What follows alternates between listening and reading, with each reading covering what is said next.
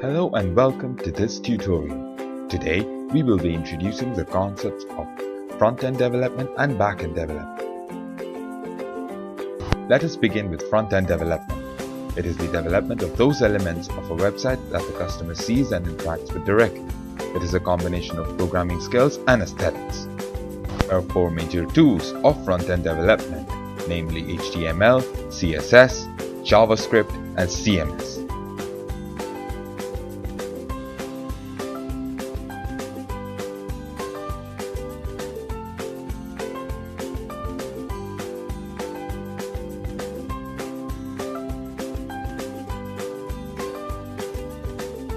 HTML stands for Hypertext Markup Language. It is used by site authors to format text as titles and headings, to arrange graphics on a web page, to link to different pages within a website, and to link to different websites.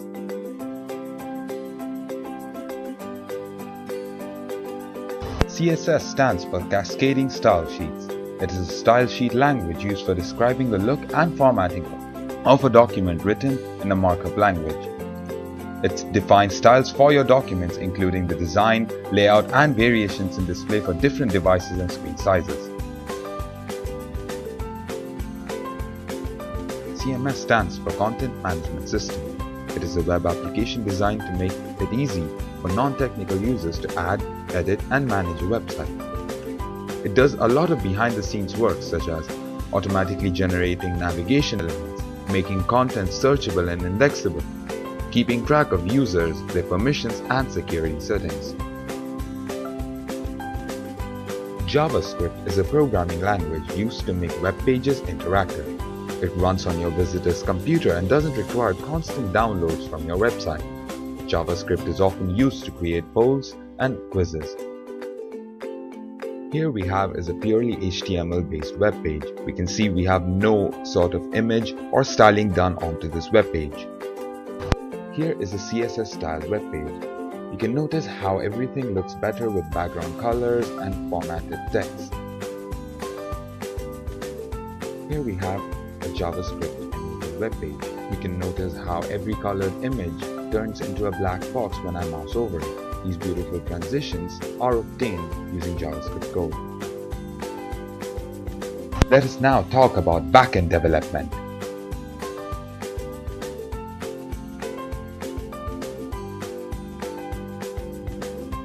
The backend of an application is responsible for things like calculations, business logic, database interactions, etc.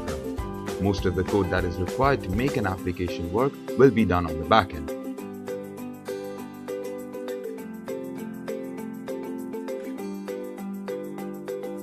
PHP is a general-purpose scripting language that is especially suited to server-side web development, in which case PHP generally runs on a web server. Any PHP code in a requested file is executed by the PHP runtime, usually to create dynamic web page content. Ruby on Rails, sometimes known as ROR or just Rails, is an open source framework for web development in Ruby, an object-oriented programming language similar to Perl and Python.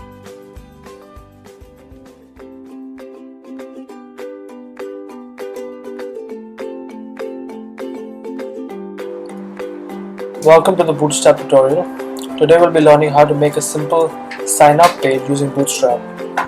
To get started off, we go to getbootstrap.com.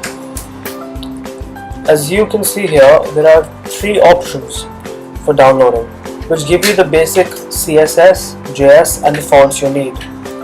But today we won't be using that. Instead, we'll be using free templates which use Bootstrap to make our sign-up page.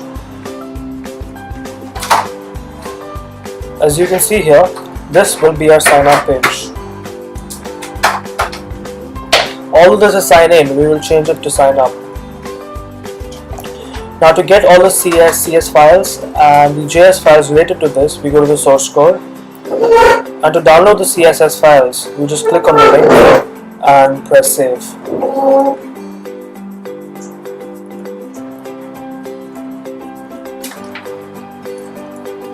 Now we will make a new folder on the desktop called sign in. where we will save all these files.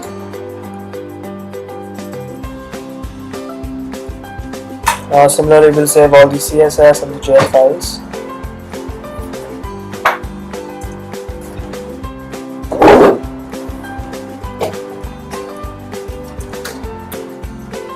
Once we're done with that, we have to take the HTML code and copy it into a text editor.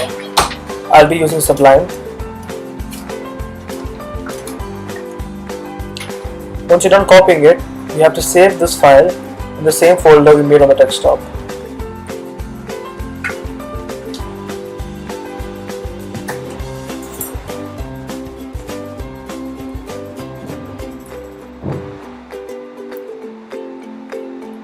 The first thing that we need to do is we need to change the sources of the CSS and the JS files.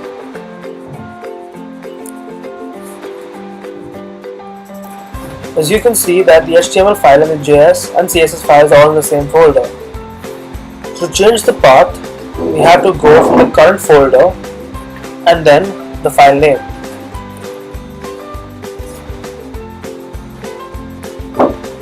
I have changed all the sources for all the files which are included. Now let's test our page. As you can see, it looks perfect. Now to go on to edit this page. The first thing we'll be editing is the please sign in. We will change it to sign up. And we'll also align the text in the center. We'll be using the tag called align and give it the value center.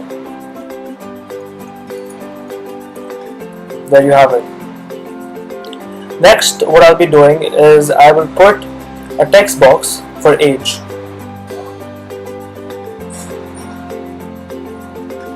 I will use the input tag with the type as number.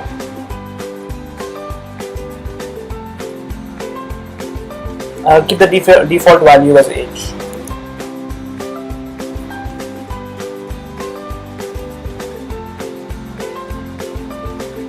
There, we have our age text box now.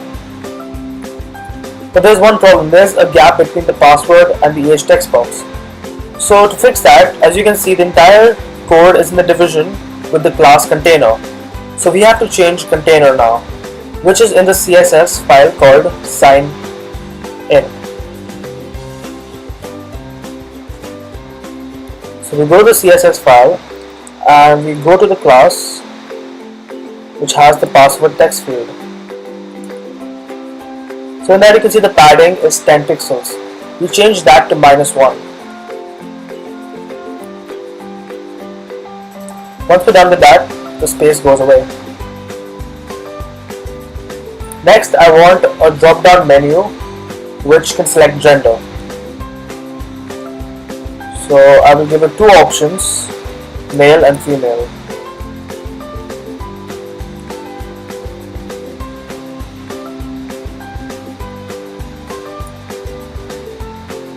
There we have our male and female selected.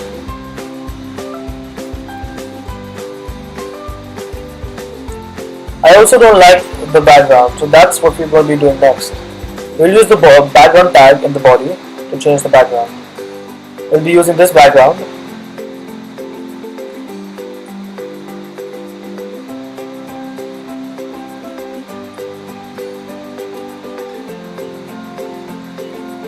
There, the background has changed. But now you see that the sign up and the remember me have blended into the background. So I'm going to go ahead and change the text color to white.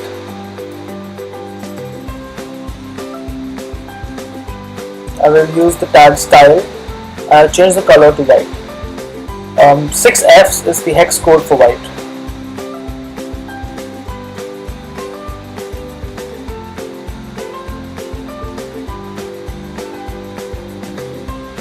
There, I successfully changed the color to white. Now we have our final sign up page. So using this, we can use Bootstrap to simply edit the JS, the CSS and the HTML code to get something not that easy in a very short time.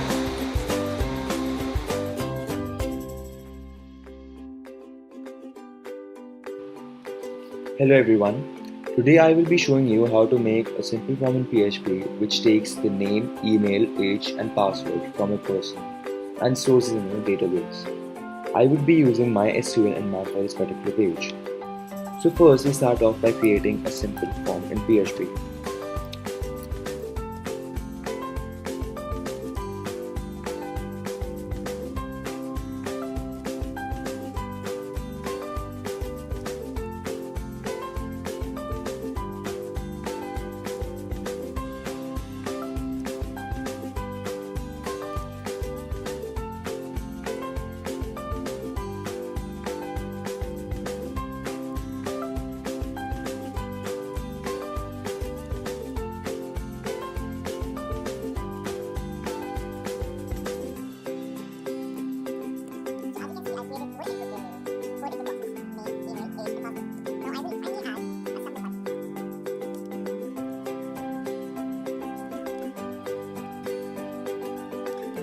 Now let's see how it looks. So we have 4 fields as I entered and a submit button. So each form has a method and an action. Now my method is the way which my data is sent and my action is the page to which my data is sent. In this particular case, my action is form.php. It is the same file on which I'm working. There are 2 different types of methods, post and get. Post is usually preferred over get as post data is sent in a secure manner. In get method, the data which is sent is appended to the URL and hence it is very insecure. Hence people prefer to use post. Now let's see what happens when I try to send my data.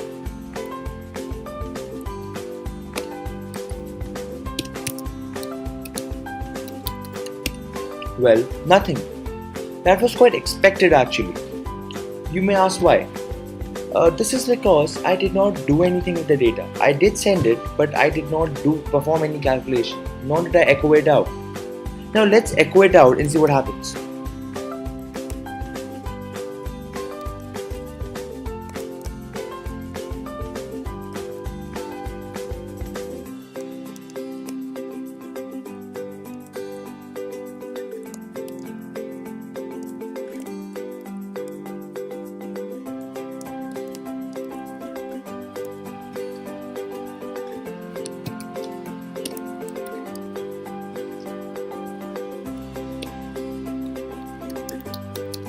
Now when I send it, I can clearly see it on the screen.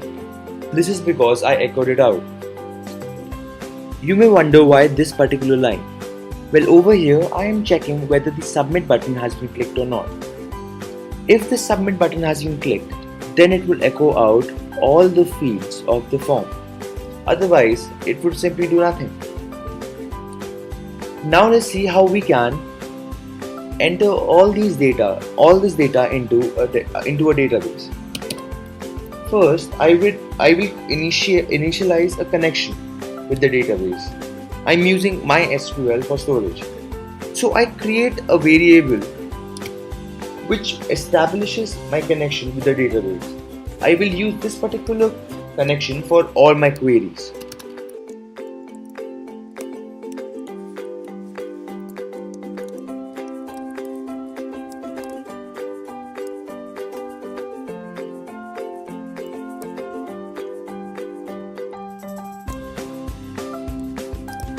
Now, this particular field is my server.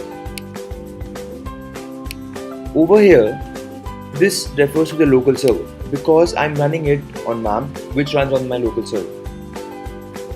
This is the username for MySQL and this is the password. In this statement, I'm selecting the database sign out.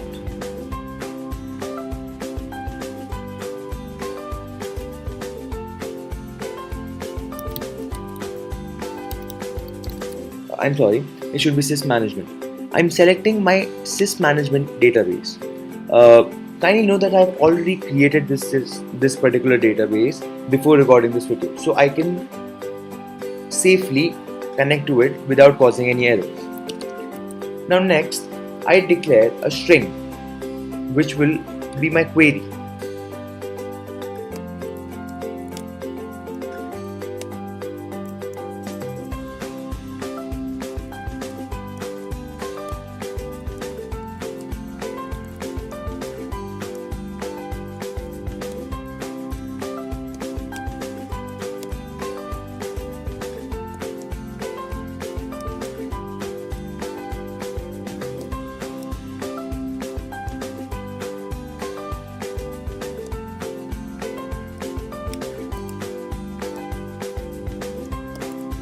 Now in this particular string, I am inserting into my sign up table, which is in my sys management database, the values which have been entered by the user. So this is just a string. At the moment nothing has happened, the data has not been entered. To enter the data, I will use the command mysql query. Here the first parameter would be my query and the second parameter would be the connection which I am using. Now let's check whether this returns a successful entry or not.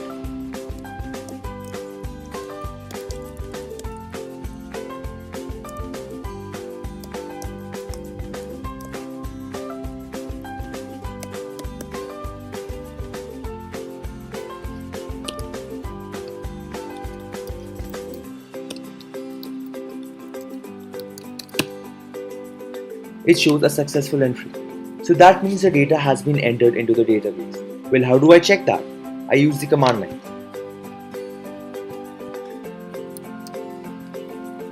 I open up MySQL.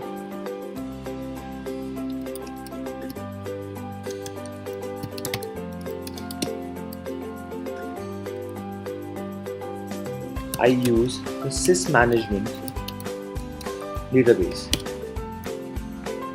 Now I select all from my table, which is sign up, and it shows the data which I had entered. Let's try it once again.